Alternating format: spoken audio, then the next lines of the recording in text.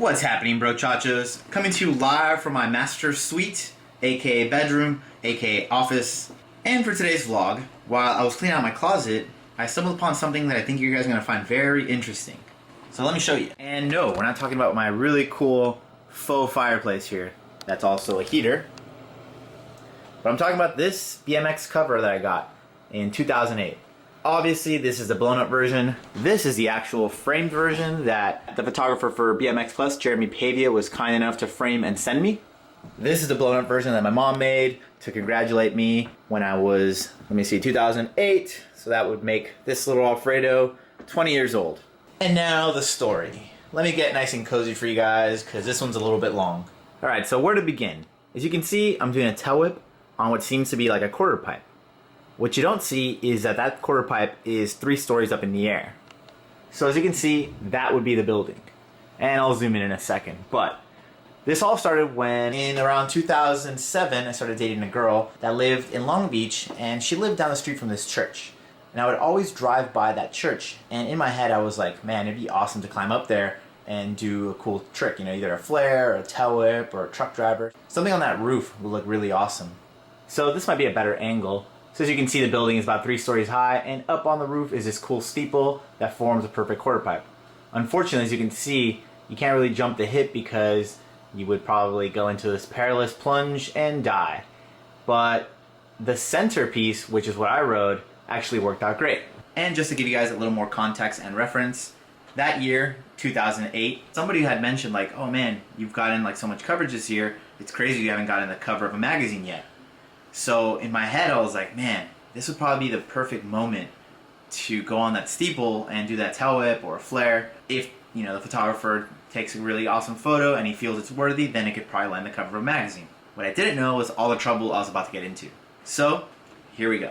I called Pavia, which at the time was the editor for BMX Plus, and I told him my idea. I was like, hey man, there's this church, it's 3 stories up, but I'm gonna go rent a ladder, I'm gonna climb up there, and I think if we go during sunrise, you know, so like 5 a.m. at that time, we can probably get a really awesome photo, and hopefully if it's crazy enough, land the cover of the magazine. So he agreed. I got my girlfriend ready. I told her, I was like, hey, you know, I'm gonna go up there. I think everything will be alright, but in case something does happen, I want you to be there to either like rush me to the emergency room or, you know, just to be there for support. And then I asked one of my high school riding buddies, Gary, if he could come with me at 5 a.m. and he was like, yeah, I'm for it, you know. So the night before, I went to Home Depot, I rented a ladder, they asked for like a $250 deposit, and I think it was like a $30 fee for the ladder. At the time I drove an SUV, so it was cool because the seats would fold down, I could lift the hatch, throw the long ladder in there. It was a 25 footer, so you know, it was pretty tall, and it collapsed, obviously. Threw it in the trunk and got everything ready for the 5 a.m. mission. I remember this like it was yesterday. I woke up really anxiously at like 4 a.m. and I got everything ready. I got my bike, I got extra tubes, anything I thought I would need. Then Gary shows up, roughly around 4:30, and then Jeremy showed up like 4:45, so we headed down over there. Sunset wasn't scheduled till about 5:30, so we had a good 40 minutes of preparation time before we actually had to get on the roof and get everything ready. Keep in mind that we hadn't climbed on the roof. We had no idea if the roof was rideable or anything like that. This is all just kind of like on a whim and, you know, like a boyish sense of adventure, and I just really wanted to do something awesome and, you know, get on the cover of a magazine, whatnot. We get everything ready and we head over there. So there it is in the background. So we pull up, I get everything ready, we get out of the car, and we're all kind of nervous. We look around, the coast is clear, and we decide to go for it. So Gary and I get the ladder ready, prop it up on the roof. I climb up the ladder with my bike basically on one arm, just climbing my way up, get to the roof, help Jeremy with his camera equipment, and then I tell Gary to stay down below and kind of like watch to make sure that the coast is clear. Interesting little side note. Gary stayed in my car, and at the time I had like a pop-out television, so Gary stayed in there watching TV. We took a lot longer than I anticipated, so Gary ended up draining the battery on my truck. So that's an important little caveat to remember. So we're on the rooftop with Jeremy. It's about 5:15, 5:20 at this time, and the sun is starting to peek through. So I decided to like warm up and start trying different tricks to see what would work on the quarter pipe. Like I said, originally I wanted to go up there and flare it, but it was a lot more mellow, a lot taller, and it was actually an uphill runway, so like, you know, pedaling up there wasn't the best. So I'm ready, I just start pedaling at it, and first try, do a tail whip, and in my head, it turns out perfect. So I was like, all right, we got the photo. But if you're in the photography world, or if you're not, sometimes you need the perfect lighting, timing, basically the color on the sky and everything like that. So the photographer, Jeremy, was like, hey, can you do it again? I think I ended up doing like 35 tail whips in order for him to get the one that he felt was the best. You know, we had to do it really quickly before the sunset, and obviously before someone saw us on the rooftop, because we are 3 stories up. If you do anything 35 times, literally, even if you do it at 1 minute at a time, it's 35 minutes. So we obviously stayed past our welcome. So by then it was about 5:45 a.m. You know, we think we got the photo that we want. So as we start to make our way off the roof, then we look down below, and Gary is out of my car, and he's arguing with someone, and they're yelling back and forth, and the dude has a ladder in his hands. Well, it turns out that dude was a priest, and obviously if it's his parish and we're on top of his rooftop of the church, he probably felt that we were vandalizing it or doing something sacrilegious, or, you know, I don't know what was going through his head, but he decided that he needed that to be stopped. So he and Gary are now wrestling, and Gary somehow got the ladder out of his hands and kind of like propped it back into place, and I told Jeremy, like, you go down first, I'll sort the rest out. So Jeremy starts to make his way down the ladder. Keep in mind he has a camera bag with lighting and tripods and lenses and stuff. It weighs a good like 40 or 50 pounds. So I have to help him make his way down off the ladder, give him his camera gear, then get myself and my bike off the roof, while some dude down below is trying to move the ladder while Jeremy's climbing on it. So it was a pretty nerve-wracking situation, as you can imagine. Gary like basically pushes the guy away and kind of like blocks the ladder, lets Jeremy get down, and then I get down. At this point, the priest runs back and grabs Gary and puts him in a chokehold. So Gary and him are wrestling, and Gary kind of like just slams him. I wanted to scare the dude away. I didn't want to cause any harm, and I wanted to just, you know, get out of there. And the guy got up and he started like coming at me. So I basically picked up my bike over my head and I was like, yo, like, you keep coming at me, like, I'm gonna throw this at you. Which I didn't do or anything like that. At this point, like, he tried to tackle Gary, and both of them kind of like collided and fell over. So while they were on the ground, I slammed my bike real close to both of them, and I was like, yo, like, stop it. So that startled the guy. He kind of like backed up, and Gary and I made a break for it. So as you can see, right here, there's these 2 ramps that go down. As we were coming down this ramp, the priest was running down this ramp here. And he basically tried to jump over this like rail and tackle Gary, but it ended up clipping him, and he fell over. So again, he basically lunged at Gary, and he didn't really even focus on the guardrail being there, so he clipped his thighs. He basically flew, as we call in BMX, OTB, which is over the bars, or in layman's terms, you basically clip something and you fall almost face first. Well, in his case, he did fall face first, and he hit his chin, and I think he split it open. Anyways, we got out of there like bats out of hell. We make the dash towards my car, and guess what? Gary had drained the battery, remember? So we couldn't take that car. So I just shoved the ladder in the trunk, closed it all up, and my girlfriend, like, kind of like a scene out of a movie from like a bank robbery or something, she like floors it down the street like 60 miles an hour, slams on the brake, opens the trunk, and she's like, throw your bike, let's go, let's go, let's go. So we jump in her big old like Yukon Denali or something, and we just make a getaway. So my girlfriend drops me off, my friend Gary and I like grab some breakfast, and then it's about 8 a.m. and I have to go to school because I was in college at the time. I get to school around 8:30 like usual, and I'm talking to a couple of my friends, and I'm like, yo man, like, I almost got in trouble with the law, like this crazy priest tried to attack me, this is that. He's like, oh wow, that's crazy. Do you know this guy? Which was like a guy that I went to school with. And I was like, yeah, he sounds familiar. He's like, yeah, that's crazy. This morning some like crazy vandals like attacked his dad, which is a priest. And I was like, oh my god.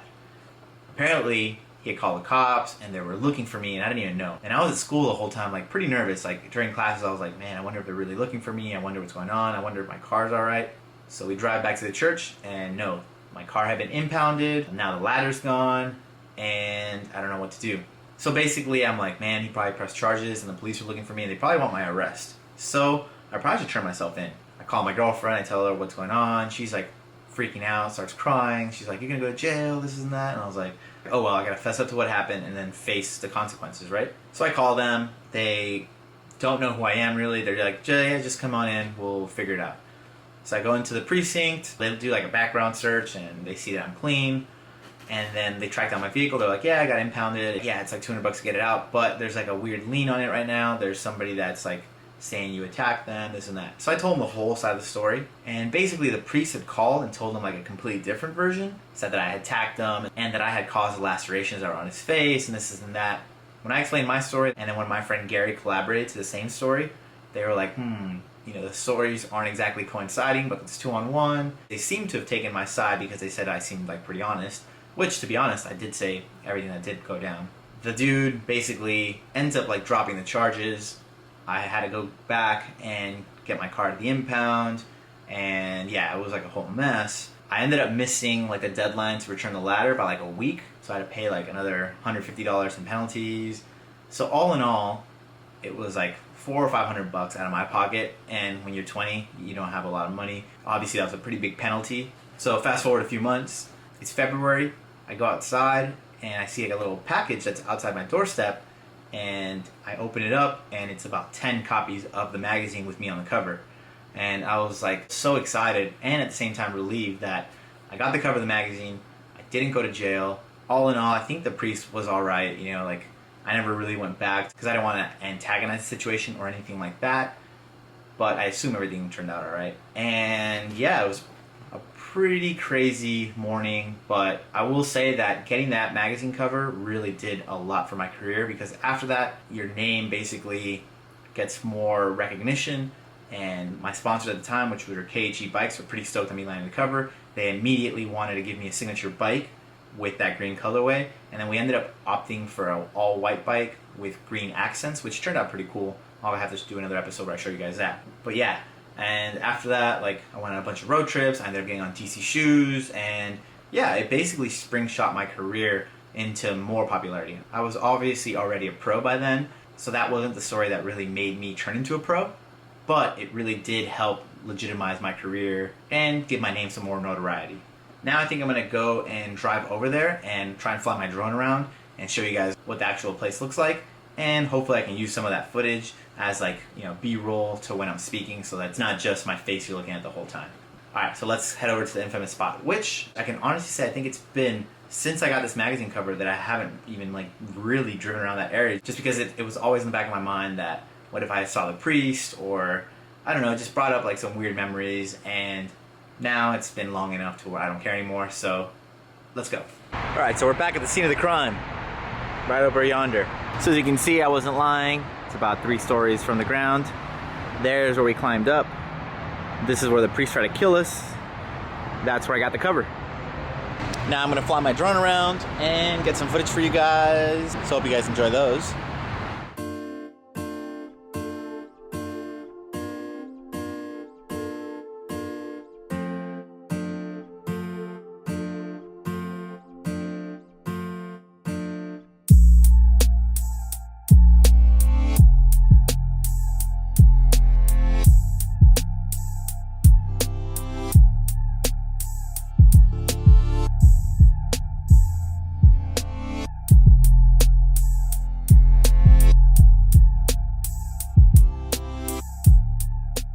So I think that's enough storytelling for one day. If there's anything I learned from this lesson is, if you're gonna get on a rooftop, be very careful. Make sure you have a friend that's gonna not kill the car battery and that's gonna like look out for you, like my friend Gary did. But all in all, if you guys have like some spots like these in mind that you wanna do, be very careful. Number 1, you could get hurt. That is a very big fall. Number 2, you could get in trouble, you know, either with the law, the person that owns the building, the property, whatever it is. And number 3, BMX is a dangerous sport that's also not always looked upon highly by other people and individuals and property owners. So be careful. Like, to be honest, I don't know if this was really a risk that I would take again. Like, this worked out really well for me, but it could have gone terribly wrong. So it's not something I recommend for you guys. If you are gonna do something like this, do everything you can in your power to make sure you, like, you know, dot every I and cross every T. And be safe out there, guys. As always, please like, share, comment, and subscribe. Tune in for tomorrow's video. It's going to be a how-to. Hope you guys enjoy it. Hope you guys enjoyed this video. And I'll see you guys tomorrow. Peace. It's not that we have a short time to live, but that we waste a lot of it.